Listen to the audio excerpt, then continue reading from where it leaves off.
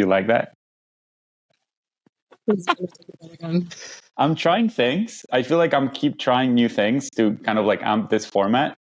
I don't think that when I throw the ball, like I get it back sometimes. Okay. Yeah. That makes sense. This is I'm going to say it. This is You're Not Going to Make It Proof of Life edition. A space for Helen and I to check in on each other, make sure we're alive and breathing in Los Angeles, and also talk about things and have a good time, right? Exactly. Showing each other a good time. Did you turn off your TV in the backdrop? I didn't turn it off. The ding that you heard was a text message coming through, but I did put my computer on Do Not Disturb. How was, where did you go? I was in Lisbon, the capital of Portugal. Portugal. How was it? It was great until I had to come back unexpectedly to do a job here. But oh, wow. So I was like, I took 1 week of vacation and it gets interrupted by reality. That's my life. But the truth is, this year has been so bad, so slow, that when you call me for a job, I'm like, I'm taking a flight back. Bye. It was, I had a great week with my family. My brother lives in Lisbon. He's also an artist. And my dad was visiting him. And my dad never leaves Argentina. So it was like the first time in 15 years that he was in Europe. And so I was like, I gotta go. I have to do it. That's the joke. If you book something, if you book a trip, if you plan a vacation, that's when you get. That's the trick. Yeah. That's the trick to get a job. Yeah. To get a job, just book a trip. Book a trip, everybody. I mean, you have to mean it. You have to really want to go on that trip for it to work. The intention has to be genuine, yes. Yeah. You got to put that intention in the universe and say, I love this. And the universe has a plan, which is fuck you up. I want to have time off. I want to have time to relax. I want to spend time with my family. And then, the universe will be like, nope. It's not going to happen for you. You don't get that. You're not going to make it. Oh, man. So, as you know, I watched Megalopolis. Yeah, so we're going to start there. So I'm really excited. I prepared some questions because I really want to know everything about it. I prepared a statement before we start. I'm going to read it. Full disclaimer. I want this movie to be good. So I will stay in denial until I see it. I will internally think that you're lying because I want the world to be wrong. End of statement. Amazing. Thank you for your honesty. That's good. It's not personal. It's just that it really hurts me what you're about to say. Why do you want to like it? Yeah, I'm just curious. Why do you want to like it so much? Because I'm a 20th century person. I love movies that take risks. I love the time where directors would spend their own fortunes in an insane idea and go do it, go against the grain of everything that is supposed to be and everything that is right. And then they come up with this thing. Movies like The Godfather were done, or Apocalypse Now. He spent his fortune in Apocalypse Now, against all odds, succeeded, became an icon, kind of like an attitude from a different time. I really want this to work. Okay, it didn't work. He spent $125 million on this film. Cast people like Adam Driver, Dustin Hoffman, Shia LaBeouf, that Scientologist girl from SNL, like all these people. And it's still just like, it was just such a bad concept. And I understand why the studios didn't want to fund it, like it makes sense. Like the script was, first of all, it was so long. It was a 2.5-hour movie. The CGI was so bad. It was like a metaphor on top of a metaphor on top of a metaphor. And I'm just like, you are so, this film just shows how out of touch you are as a human being. And I think that's the problem. Directors and writers need to stay in tune with like, sure, he was talking about the state of the world today and he's probably in tune with like the politics and everything, but not enough to transform that into a film. So I think he just bit off too much. Were you open to like it? Yeah, I really wanted to like it. I didn't know much going into it. I didn't know anything going into it. I was just like, oh, the trailer looks good. I love Adam Driver. I love these actors. Like, let me go in and see him doing something different. Because I really am not too familiar with his filmography. I just know The Godfather. So yeah, I wanted to like it. And then at first I was like, oh, he's trying to be funny. This is cool. He's making fun of himself. He's making fun of the film. Oh, wait, this is actually really bad. People are laughing because it's funny and bad. And it was just a really weird tone that just didn't work. But I have a you question. tried something. Have you seen The Room? Yeah. The worst movie ever done. Yeah. It's kind of like that. And I don't want to compare them, but do you feel like there's a hope for this to be so weird that it becomes something? Yeah, I do. This comedian that I follow, I don't know if you saw my Instagram where Adam Driver is like being remixed. One of his lines, he's like, I've go seen back it, yeah. to the club. Yes. And he like remixed it. And it's so funny because when Adam Driver did that in the movie, dude, I was like, what the fuck is happening? He did his little like, I was like, this is crazy. But yeah, I think there's hope for it to become the next Room. Do you feel like the actors know what the fuck is happening? This is what I keep thinking about. They must know. And they must be like calling their reps and be like, is it too late to back out? And they're like, yeah, you're on set. It's too late, you know? Like, I'm sure they tried to play too late. I'm sure they must have tried to back out because there's no way they didn't know that this shit did not make any sense and was not going to be good. No. I love the stories. I mean, I read so many stories about the creation of the film and how crazy. He was remodeling a hotel. So Coppola was staying at this hotel, like boutique hotel, and he decides to remodel it before starting production on the movie. So at the same time, he's creating his most ambitious project, I would say, in terms of having been away from directing for so long and tackling such an ambitious thing, right? At the same time he's doing that, he's remodeling a hotel with everything that entails dealing with contractors in America and making that work. And he is so elated and excited about this thing. And he starts comparing the two things, like saying, like, creating a movie is not that different from the remodeling of a hotel, because it's about dealing with people and creating things. I feel like he was so alive while he was creating this movie that he probably did it for himself and he didn't care. Yeah. Luckily, I would say if I were in his shoes, I'd be glad that it was a self-funded project. No one else's money was wasted or, no one else was hurt in the making of this other than the actors and their egos. But like, that's kind of filmmaking. You try something and it doesn't always work out. I hope that he gets to recover from this and do another one. I'm sure. But I also hope that this becomes kind of like a weird cult film that people go back to. I'm so excited about seeing it. I think I'm going to be watching it next week. Probably. I think it's something you have to watch. I wish everybody would go and hate it, but watch it, because it's like there's not that many things that are happening that are so unexpected like that. Everything is so cookie cutter, everything is genre, everything is predictable. I don't know. It feels like an exciting thing that is happening. I guess. I think my final words on the movie is just that, yes, I agree. I think it's look, I can't say it's worth a watch because I don't think it's worth a watch. I think you'd be wasting 2.5 hours of your life. But it's interesting how you and so many people and so many filmmakers are willing to give this man the benefit of the doubt. Like, he did this for himself. Like, good for him. Like, he took a chance.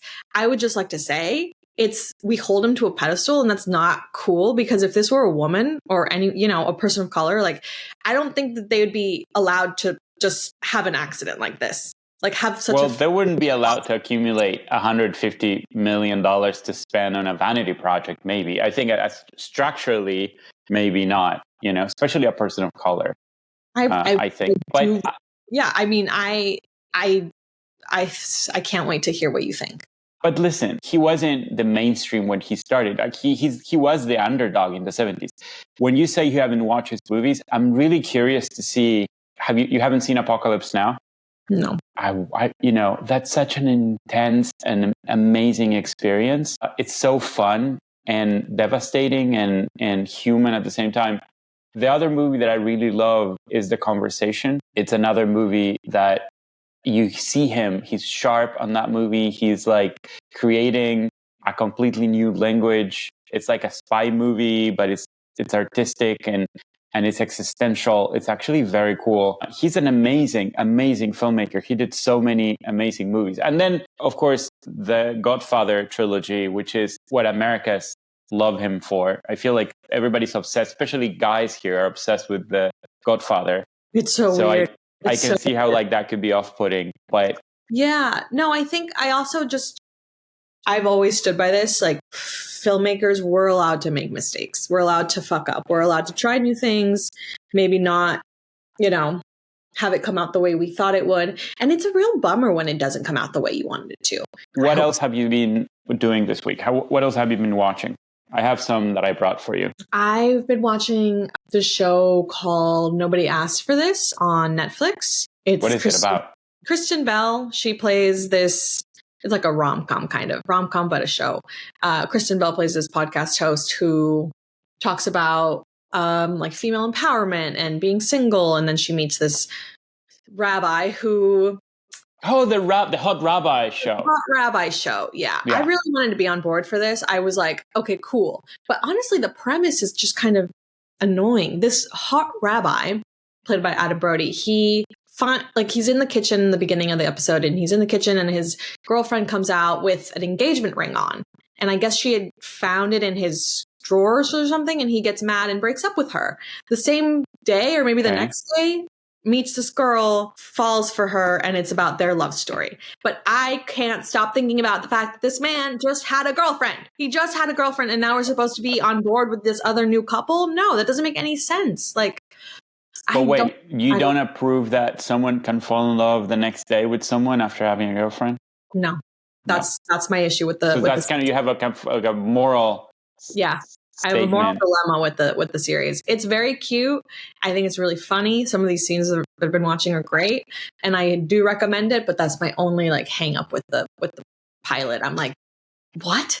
Just broke up with this woman.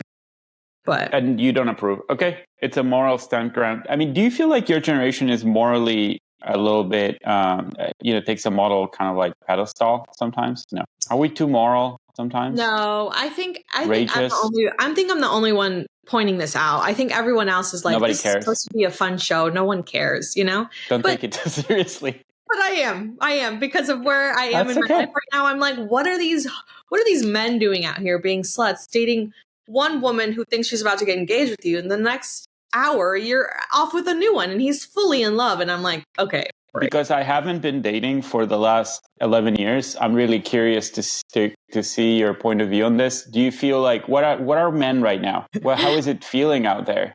Are we sluts? I think men are just sluts right now and have always been. It's not new. This is not new. It's not a new phenomenon. I can...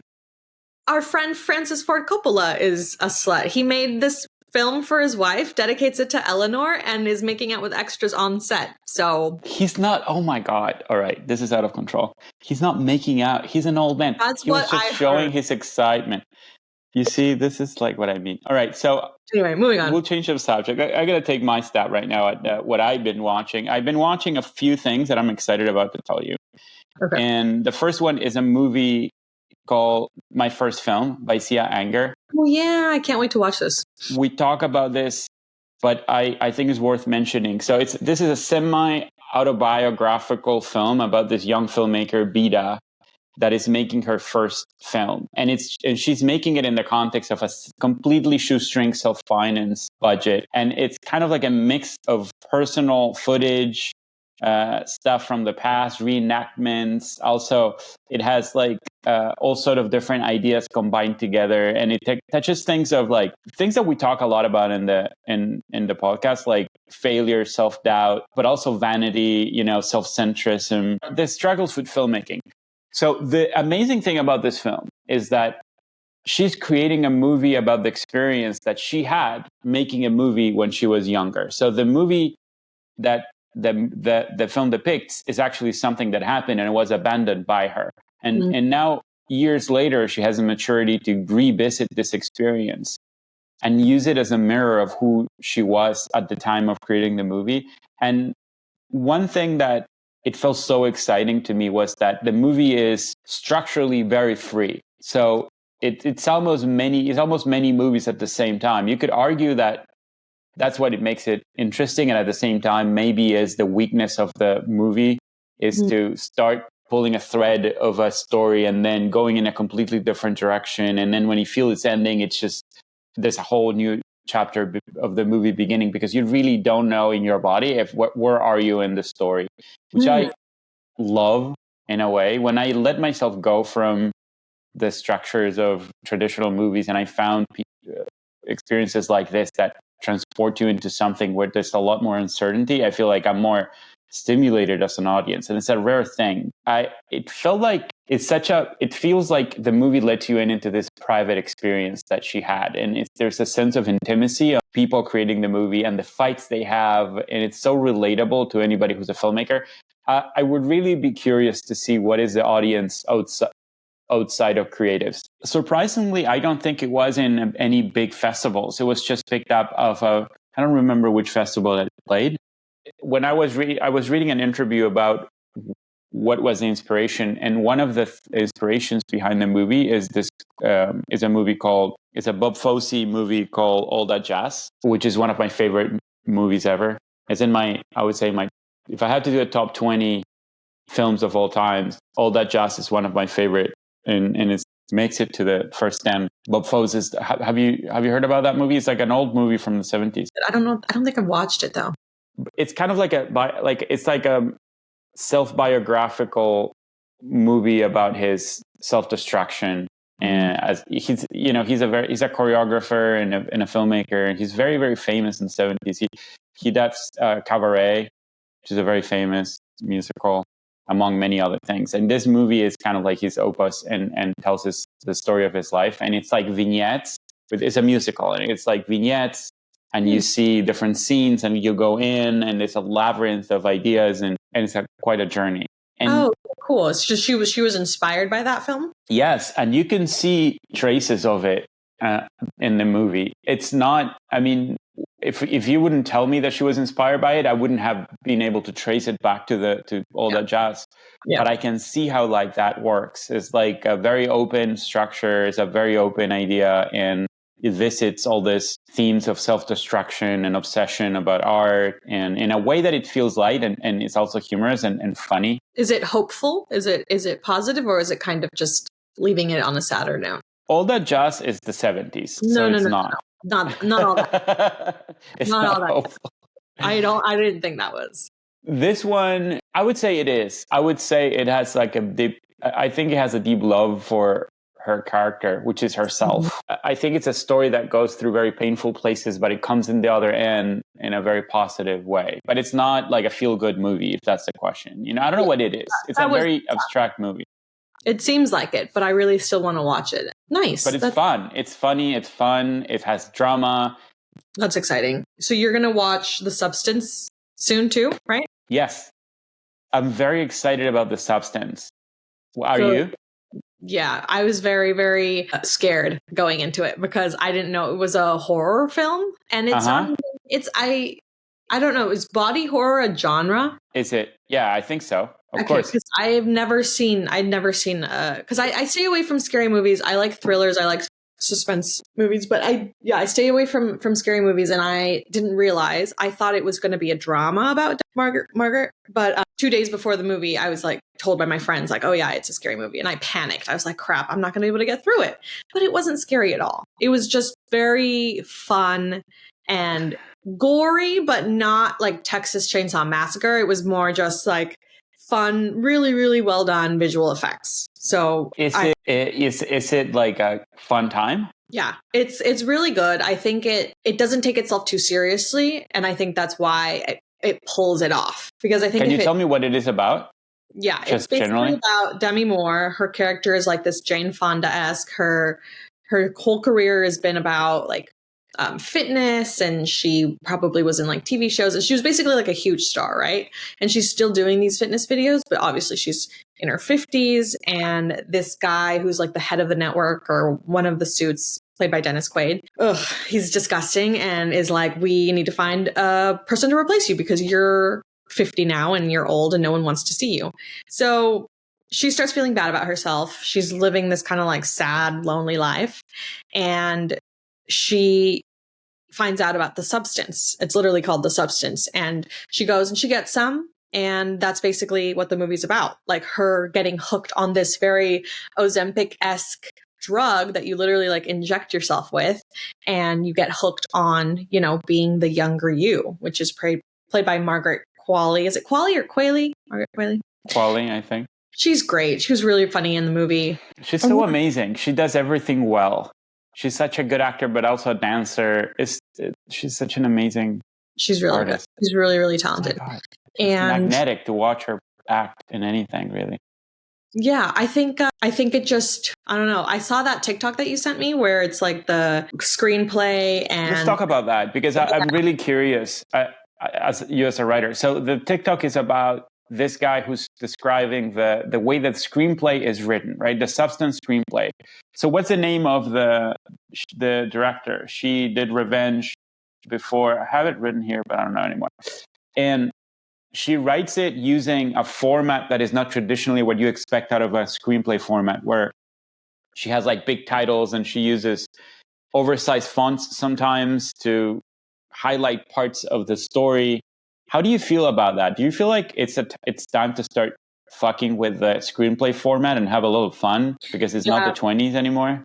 People have been doing that for so long. Like Greta Gerwig. Is it a gimmick or is it something you can use? It's not a gimmick. I think, I mean, like Greta does that for her own like pacing, right? She does the little slashes and everything. And people have been doing it forever, putting music in there, like forcing you to stop reading, play the music. So I don't think it's a gimmick. I think it's a smart way of keeping the reader intrigued. And if it works for you, it works for you. I think that it's not anything, revolutionary. I think that the way that she did it was just, a way to keep people, a way to help you understand the tone of the film and what you're going to see on screen. Because literally what you saw in her screenplay is just big letters of the substance. And that's what you see on screen. It's just a title card. So, yeah. And she's a director as well. So she manages to... Coralie Fargeat? I've never heard of her. Fargeat, yeah, she's French. Fargeat? And she did Revenge in 2017, which is a very cool movie. What is Revenge? I don't think I've seen it. Yeah, you should check it out. I think when the directors are writing, maybe they're forgiven for taking this kind of unorthodox approach. I wonder if like a spec script from a writer would risk doing something like that. But it sounds weird that in 2024, we're discussing formatting in a screenplay as it's an orthodox thing you cannot change. Because at the end of the day, it's like reading a screenplay is such a boring experience that anything that can take you out of it should be celebrated. If the writing is good and the story is good, anything you put into it should work. I wonder if there is a very radical experiment on how to write screenplays out there. We should look into it. Like, has anybody done like a picture book that has like text and pictures with the screenplay? Is that a horrible idea? I don't know. That's a good question. I don't think that's a horrible idea. I think that would probably work and probably has been done. I think people are super creative with writing, and I think I'll research, and next week we can talk about if there are fun ways to do that. The other thing I've been watching, which I really like and I'm really interested for many reasons, is Penelope, the new Duplass brothers show. Have you heard about Penelope? Netflix. So the Duplass brothers have a long history of doing TV. They have done different shows that have like played at Hulu and different places. This is the first time they take on a self-financed show. So they basically wrote and self-financed this project. Like they shot it, and then it's like pretty much like an indie movie where they shot all the episodes and then they went and tried to sell them. And this is in a time where everything is so slow and nobody's taking swings or risks at anything. This sounds like very exciting. What you hear, I don't know if you have heard this, but what I'm hearing all the time right now is like, don't even try to break into TV. There's no way that an outsider can write a show and sell it. There was a time like back in 10 years ago where that wasn't a possibility. People were hearing pitches for shows that from people who are not staff in writers' rooms, but not anymore. And so I think that this sounds something that it's to me very interesting, like the possibility that you could go in, believe in your idea, go execute it, and then try to sell it. That sounds like a very interesting thing. And when they talk about it in interviews, when Mark Duplass talks about it, he's basically saying that even if they wanted to pitch it, like the only chance they would have to make it possible would be to amp the stakes, to create something, to attach this human story into kind of like a fucking thriller or something, or horror or something that would make it sellable or viable. What I think is very interesting, so Penelope is about this runaway girl who feels unease in society, and he decides to create a life for herself in the wilderness. It's kind of like, have you seen Into the Wild? Is a Sean Penn movie that's from 2007. I'm against that movie, but I really love this show. The reason I'm against Into the Wild is that it feels like white people's problems. Like, it's like, I'm so sad with reality, I'm going to go and eat a poisonous mushroom because I'm an idiot.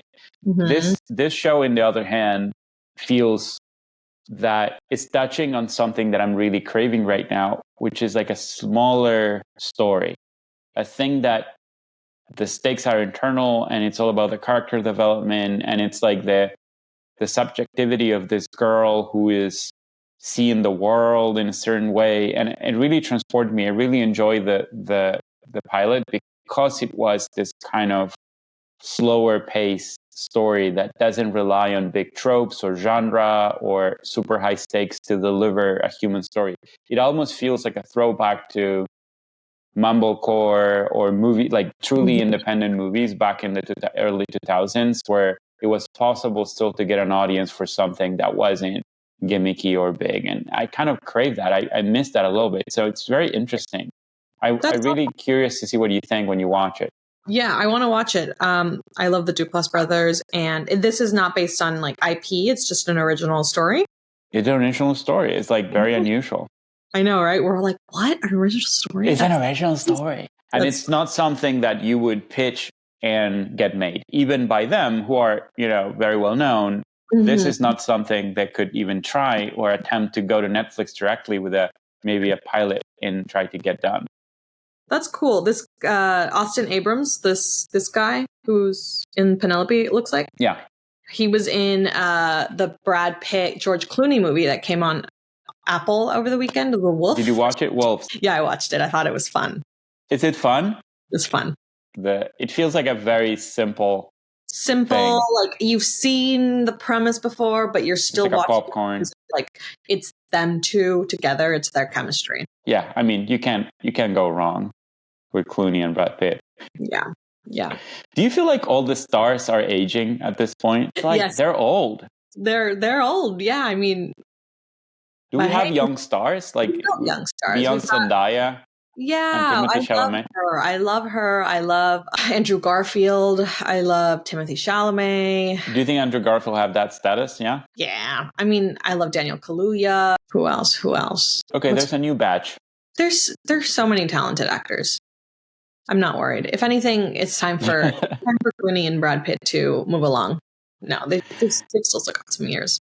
I want to tell you about like a last thing, which is my friend Kabi sent me this video about basically Hollywood directors and actors talking about how like the movies they just made, they're basically press junkets, right? So they're talking about their movies and they're focusing on the fact that the movies have no CGI whatsoever. Everything in the movie was done for real as a practical effect. And the great thing is that it's actually, the video is a split screen between them saying that and actually the VFX breakdown of the movie and how it was done. And every movie they talk about is heavily relying on VFX, and hundreds of amazing, talented VFX artists that are putting together the very things they're claiming to be real, which is bullshit. And it made me think about this peak practical effects mania that is happening right now. It wasn't always the case. Like back in the day, like a CGI VFX thing was like wowing and everybody loved it. And now it seems like it's a bad word. Like you don't want to say that your movies are made with like post-production. I'm like, are you sure? I've not heard this, like that it's a bad word now, but okay. Everybody is obsessed with practical effects. And the reason that is, I think, is because everybody's craving authenticity. We live in such a bullshit world of face filters and fakeness that suddenly authenticity is a token that has sipped into everything. And this, and I feel like we want a meta story behind the movie. So it's not enough that you watch an actor jumping off of a building. What you want to feel is that, no, this actually the story behind the movie, which is the fact that he was actually jumping off a building and hanging from a cable and risking his life. Who were those directors who were saying that they were practical. So Top Gun is a good example where Tom Cruise is obsessively saying that it's so important for him that the airplanes were real and that nothing was deviating from reality, and the actors were actually in G-force conditions that made them really feel they were real pilots on a story. And then you see the split screen is like, yes, some actors went into airplanes, but at the same time, everything has changed. You have a lot of wide angle shots where the airplanes are CG. Like, I think Tom Cruise is like the poster child of practical effects. He actually jumps off a cliff with a motorcycle, and he does that 8 times. This kind of like peak obsession with practicality. It is. It's almost like someone like Tom Cruise. He's so enamored with the idea of it because it just comes from such an old, I guess it goes back to like the method of it all, right? It's such a thing that was a prominent. The method is the same thing. Yeah. And it's like, okay, I understand it. But at the same time, we're living in such a time that it's so cool to be able to use those VFX, and the artists who do it, they're so talented. Like, just the substance was amazing. Like, my friend and I, we were like, those VFX were incredible. Like, that person. I saw an image of an eye with 3 pupils that I thought it was very iconic. No, it was so cool. And it's like, when we have those tools, there's a part of me that feels conflicted, obviously, with the AI of it all, saying like, if we have those tools, why not use them, right? But at the same time, I understand the maintaining the integrity, right, of the practicality. There's fun in both, and I guess combining it is just like meeting it in the middle, and you know, I don't know how I feel about it. I'm not super passionate for practicality, but I'm also like, it's a lot easier with VFX. Oh my God, you don't know how hard it is anyway. Anyway, Marfa wanted to say hi, and now she's going to go away. Thank you, Marfa, for your participation. That's all I got, and it's fun to reunite. We haven't done this in a couple weeks, and it's good to see that you're alive. It's good to see that you're alive, and thank you for getting me out of here by 1:00, because it's about to be 1. All right. Bye. Nice chatting. Bye.